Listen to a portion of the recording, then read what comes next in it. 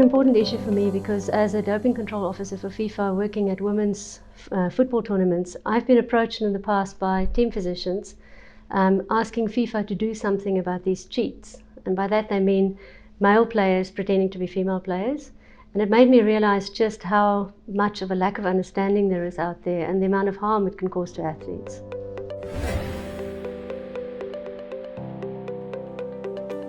I think people see athletes with positive sex tests as drug cheats because everyone wants to play on a level playing field, and it's obvious that people who deliberately take drugs to give them an edge are not playing on a level field. And unfortunately, there is a perception, rightly or wrongly, that people who are intersex athletes or transgender athletes also have an advantage. And that means that those competing against them also feel like this is not a level playing field. On top of that, there's the issue of exogenous testosterone or androgens in people who take drugs compared to androgens in people who are on the sex spectrum. And so there's this further confusion. But I think the most important thing here is the intent. You cannot possibly compare somebody who deliberately takes a drug to give them an edge with somebody who's born with a condition that they can't control and they may not even be aware of. And the interesting thing is it only happens in sex testing. You don't hear people calling very tall basketballers with growth hormone abnormalities, as they don't call them cheats. So as humans, we like to think of people as either male or female, but it's not that simple. There's actually a spectrum. So whether you're male or female depends on what chromosomes you're born with, what genes you have on those chromosomes, what hormones are being produced and in what quantities, and whether your receptors are sensitive to those hormones. So if anything goes wrong at any of these levels during your sex development, you could end up being not completely male or not completely female, and in the spectrum in between. And the problem is we're trying to put this spectrum into two boxes, which means you have to draw the line somewhere. So where do you draw that line? At this stage, we're saying it's all female and everything else, but why not all male and everything else? Or in fact, if you want to really make it fair, put the line in the middle. But then where is the middle? So this is the problem we have. It truly is a spectrum. And that spectrum is somewhere between 1% and 2% of the population, depending on how you define all male and all female. And in fact, it may be much more than that. So for instance, I was born female. I grew up as a girl. I've been a woman all my life. But I don't have children and I haven't done a sex test.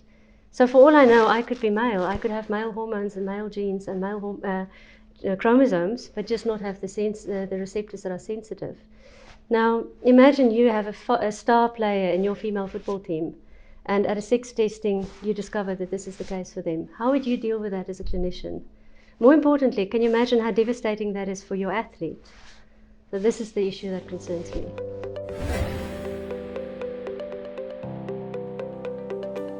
Sex is your biological and physiological characteristics, whereas your gender is how you identify. So sex can be tested for, or so we think. Turns out it's quite difficult to test for that properly, but it can be tested, and it stays more or less the same across different societies. So women menstruate, for instance. Gender is not something that can be tested, and it varies across different societies. So it is what society considers to be appropriate for your sex. So for instance, is it appropriate to wear a skirt if you're a man or a woman?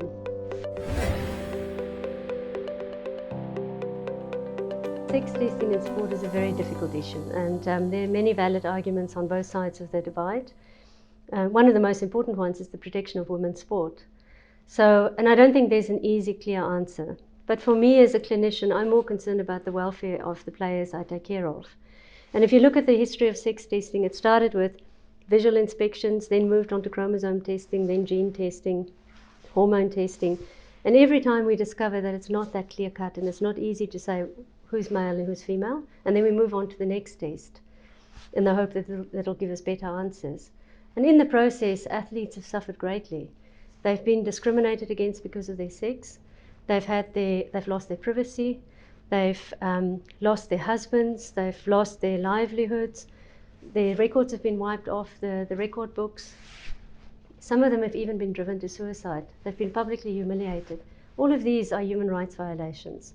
So what we have to ask ourselves is the reasons for doing the sex testing enough to justify these violations? Can we weigh them up?